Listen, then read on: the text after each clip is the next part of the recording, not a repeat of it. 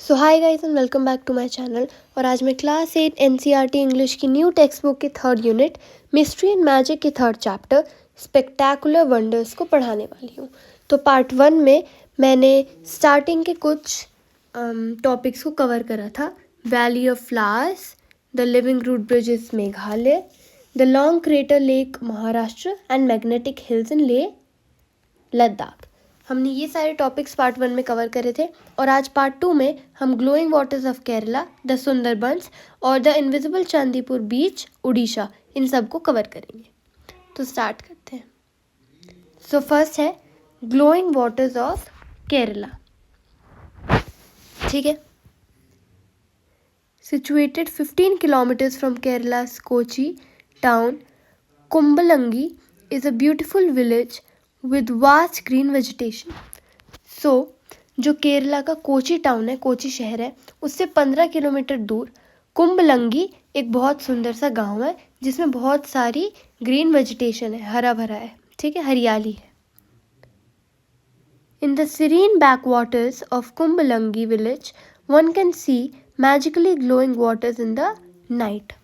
अब जो ये कुंबलंगी विलेज है, इसके सीरीन बैक वाटर्स में, सीरीन बैक वाटर्स, सीरीन मतलब काम, शांत, और बैक वाटर्स मतलब रुका हुआ पानी, जो पानी बह ना रहा हो, नदी पानी का वो हिस्सा जो ना बह रहा हो, रुका हुआ। ठीक है, तो जो शांत रुका हुआ पानी है वहाँ का, कुंबलंगी विलेज का, वहाँ पे लोग क्या देख सकते हैं? Magically glowing waters. रात के टाइम पे जो वहाँ का पानी है वो ग्लो करता है। ठीक है, देखते हैं वो क्यों ग्लो करता है। सो this phenomena is called bioluminescence and is caused by a high concentration of microplanktons in the sea. अब ये जो फिनोमेना है इसे कहते हैं बायोल्यूमिनेसेंस। ठीक है, बायोल्यूमिनेसेंस। अब इसका मतलब क्या होता है? इसका मतलब होता है जो लाइट प्रोड्यूस होती है किसी भी लिविंग ऑर्गेनिज्म की बॉडी से, किसी केमिकल रिएक्शन के वजह से, उसे कहते हैं बायोल्यूमिनेसेंस। और ये क्यों होता है? माइक्रो प्लैंक्टन्स की वजह से होता है जो कि सी में पाए जाते हैं, which are small organism found in the marine and fresh water. अब माइक्रो प्लैंक्टन्स क्या होते हैं? वो छोटे छोटे माइक्रो ऑर्गेनिज्म होते हैं जो कि कहाँ पाए जाते हैं? मेरीन में और फ्रेश वाटर में पाए जाते हैं, पानी में पाए जाते हैं। This beautiful site has captured the attention of locals as well as tourists, making Kumbalangi an eco-tourism village in India. अब ये जो बहुत सुंदर सी साइट है, ब्यूटीफुल साइट है, इसने लोकल्स, वहाँ जो रहने वाले हैं, वहाँ के लोकल्स, उनकी तो अटेंशन है ही उनके पास, लेकिन टूरिस्ट की भी अटेंशन ले जाता है ये ग्लोइंग वाटर्स ऑफ केरला। ठीक है, और इसी वजह से जो कुंबलंगी है वो एक इको टूरिज्म विलेज भी है इंडिया में। इको टूरिज्म मतलब ऐसा टूरिज्म जो कि पर्यावरण को, इन्वायरमेंट को बचाने के लिए रिस्पॉन्सिबल है। One can experience the village life in all its beauty and simplicity and acquaint oneself to their cuisine and culture. अब कोई भी इंसान उस विलेज की लाइफ को, उसकी ब्यूटी और उसकी सिंप्लिसिटी, सादगी से एक्सपीरियंस कर सकता है। और तो और अक्वेंट मतलब किसी भी चीज़ से फेमिलियर होना, और वहाँ की क्यूजीन और कल्चर से खुद को फेमिलियर करा सकता है। ठीक है, नेक्स्ट पेज पे आ जाते हैं। देन हमारा 6th है द सुंदरबंस। स्टार्ट करते हैं। Can a forest exist in a coastal zone? Yes, they are called mangrove forest. अब ये पूछ रहे कि क्या कोई ऐसा फॉरेस्ट है जो कोस्टल एरिया में, कोस्टल जोन में भी एग्जिस्ट कर सकता है? सो यस, कर सकता है, और उन्हें कहते हैं mangrove forest, where trees take root under water in the low oxygen soil. जहाँ पे मैंग्रोव फॉरेस्ट, जिनमें जो पेड़ हैं, ट्रीज हैं, वो अपनी रूट्स को अंडर वाटर लेके जाते हैं, जहाँ की लो ऑक्सीजन सॉइल है, वहाँ की सॉइल में ज़्यादा ऑक्सीजन नहीं है। The roots slow down the movement of tidal waters, stabilizing the coastline and reducing erosion. अब ये जो रूट्स है, ये पानी के नीचे जाके जो मूवमेंट है टाइडल वाटर्स का, उसे स्लो कर देती हैं, जिससे जो कोस्ट लाइन है वो स्टेबल बनती है, रिड्यूसिंग इरोजन, जिससे इरोजन रिड्यूस होता है, मतलब मिट्टी का कटाव बहाव ये बचता है। The Sundarbans is one such mangrove forest spread over 1004 kilometers in West Bengal, lying in the delta of rivers. अब जो सुंदरबंस है वो क्या है? ऐसा ही एक मैंग्रोव फॉरेस्ट है जहाँ पे मैंग्रोव के ट्रीज पाए जाते हैं, जो कि कितने दूर तक फैला हुआ है? 1400 किलोमीटर तक फैला हुआ है इन वेस्ट बंगाल, भारत के वेस्ट बंगाल स्टेट में है। Lying in the delta of rivers such as the Ganga, the Brahmaputra and the मेघना। कहाँ लाई करता है? डेल्टा में, रिवर्स के डेल्टा में। डेल्टा मतलब जहाँ पे सारी रिवर्स ड्रेन करती हैं, ठीक है। जैसे जैसे कौन सी रिवर्स? गंगा, ब्रह्मपुत्र और मेघना। The name is derived from sundari trees that are plentiful in the area. अब जो सुंदरबंस है, ये जो नाम है, ये कहाँ से आया? उस जंगल में सुंदरी नाम के बहुत सारे पेड़ होते हैं, तो इसीलिए इस जंगल का नाम रखा the Sundarbans. Now, the area is also populated by an extensive range of flora and fauna, including many bird species, the majestic Bengal tiger, and other threatened species such as the Estuarine crocodile and the Indian python.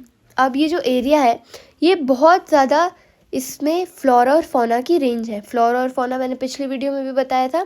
Flora मतलब flowers, right, plants, trees, ये सब flora में आ गए, और fauna मतलब wild life, ठीक है।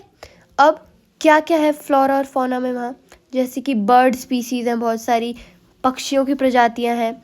Majestic Bengal tiger, बहुत ही मैजिकल से बंगाल टाइगर है वहाँ। और अदर थ्रेटन्ड स्पीसीज मतलब जो ख़त्म होने वाली हैं, such as the estuarine crocodile. Estuarine crocodile मतलब वो क्रोकोडाइल, वो मगरमच्छ जो एस्चुरी में रहते हैं। एस्चुरी मतलब वो जगह जहाँ पे फ्रेश वाटर रिवर और ओशन मिलते हैं। और इंडियन पाइथन, ठीक है। देन नेक्स्ट है द इनविजिबल चंदीपुर बीच, उड़ीसा। अब उड़ीसा में एक बीच है, द इनविजिबल चंदीपुर बीच। अब देखते हैं इसे ऐसा क्यों कहते हैं। Have you seen things disappearing in front of your eyes? Well, such things happen at times when we keep things at some place and just forget where we kept them. But what if there's a sea that disappears? अब ये पूछ रहा है कि आपने अपनी आंखों के सामने से कोई चीज़, किसी चीज़ को गायब होते हुए देखा है? लेकिन ऐसी चीज़ें होती हैं कुछ कभी कभी, जब हम किसी चीज़ को कुछ दूर किसी जगह रख देते हैं और भूल जाते हैं हमने वो कहाँ रखी थी। लेकिन क्या होगा अगर एक सी पूरा डिसअपियर हो जाए? This happens in Orissa. It is a beach in the Balasore district where one can witness the sea disappearing mysteriously. The Chandipur beach which is known for its unique feature of playing hide and seek with visitors. अब इसने पहले तो पूछा कि कैसा हो अगर कोई सी डिसअपियर हो जाए, तो ऐसा होता है कहाँ पे? उड़ीसा में एक बीच है, कहाँ? बालासोर डिस्ट्रिक्ट में, उड़ीसा के बालासोर डिस्ट्रिक्ट में, जहाँ पे कोई सी को डिसअपियर होते हुए देख सकता है, मिस्टीरियसली डिसअपियर, गायब होते हुए अपने आंखों के सामने। कौन सा बीच है? द चंडीपुर बीच, जो कि अपने यूनिक फीचर के लिए जाना जाता है। कौन सा feature?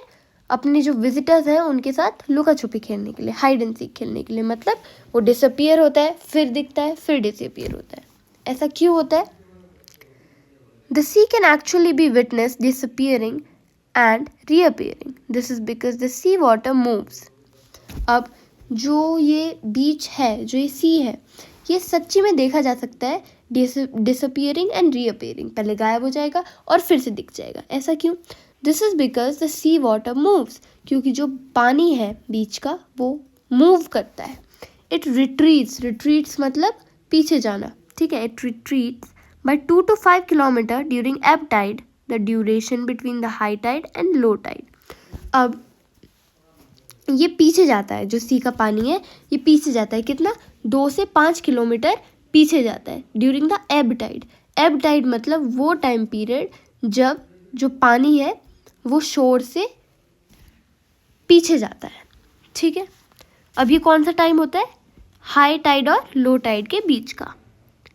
And comes back to the shore at the time of high tide, और जो पानी है वो कब वापस आता है? हाई टाइड के टाइम पे वापस आता है। This unusual natural phenomena keeps on happening, और ये जो अनयूजुअल सा फिनोमिना है ये ऐसे ही होता रहता है डेली, मतलब रोज ऐसा ही होता रहता है। Where one can actually see the sea and then watch it disappear in front of their eyes, जब कोई सच्ची में अपने सामने एक सी देख रहा है और फिर अपनी आंखों के सामने उसे डिसअपियर होते देख रहा है, गायब होते दिख रहा है। These awe-inspiring natural wonders of India highlight the mystique of the country's landscapes, each phenomena telling its own story of nature's artistic flair and enigmatic charm. अब ये जो हमने इस चैप्टर में ये सारे वंडर्स पढ़े, स्पेक्टेकुलर वंडर्स, ये बहुत ज़्यादा इंस्पायरिंग है, ये नेचुरल वंडर्स जो कि इंडिया के मिस्टीक को हाईलाइट करते हैं। मिस्टीक मतलब मिस्ट्री, ठीक है, इस कंट्री के अपने लैंडस्केप्स की मिस्ट्री को हाईलाइट करते हैं। Each phenomena telling its own story of nature's artistic flair and energetic charm, और हर एक जो फिनोमिना है वो क्या बताता है? एक अपनी नेचर की आर्टिस्टिक फ्लेयर और एनर्जेटिक मतलब पजलिंग, कोई ऐसी चीज़ जिससे पजल हो, उसकी चार्म को क्या करता है? ये अपनी स्टोरी बताता है। They challenge our understanding of the natural world and captivate our senses. They serve as a reminder of the extraordinary forces that shape our environment, blending scientific intrigue with the magic of folklore. अब ये जितने भी wonders हैं ये हमारी understanding को, natural world की understanding को, हमारी समझ को चैलेंज करती है, चुनौती देती है और हमारी सेंसेस को कैप्टिवेट करती है, ठीक है। This serve as a reminder of the extraordinary forces that shape our environment. अब इनसे हमें क्या होता है? ये हमें रिमाइंड कराती हैं कि हमारे इन्वायरमेंट में ऐसी भी एक्स्ट्रा ऑर्डिनरी फोर्सेस हैं, ऐसी भी चीज़ें हैं mysteriously. Blending scientific intrigue with the magic of folklore.